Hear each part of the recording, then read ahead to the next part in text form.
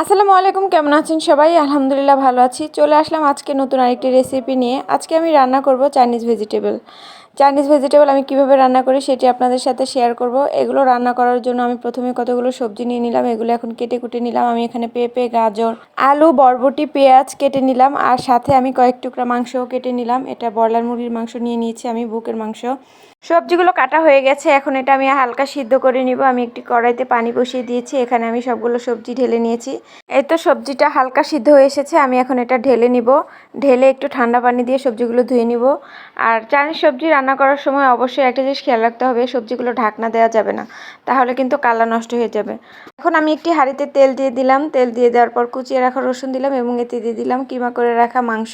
এগুলোর সাথে আমি টমেটো সস এবং সয়া সস অ্যাড করে দিয়েছি এবং সাথে দিয়েছি সামান্য পরিমাণে লবণ ও চিনি। সাথে আমি একটু মিক্স মশলা অ্যাড করেছি স্বাদটা বাড়ানোর জন্য। এখন আমি এর মধ্যে সবজিগুলো দিয়ে দিব। সবজিগুলো ভালো করে চিকেনের সাথে অ্যাড করে নিব। তারপর আমি এর মধ্যে কয়েকটি পেঁয়াজ ফালি করে রেখেছিলাম, সেটা দিয়ে দিব। আর সাথে আমি অ্যাড করে দিব কর্নফ্লাওয়ার। এখন আমি সব কিছু ভালো করে মিশিয়ে নিব। তারপর আমি এটার সাথে পানি অ্যাড করে দিব। এখানে হালকা গরম পানি দিলে ভালো হয়, তাহলে সবজির কালারটা তেমন নষ্ট হবে না। এই তো তৈরি হয়ে গিয়েছে অল্প সময়ে আমার রান্না করা চাইনিজ ভেজিটেবল।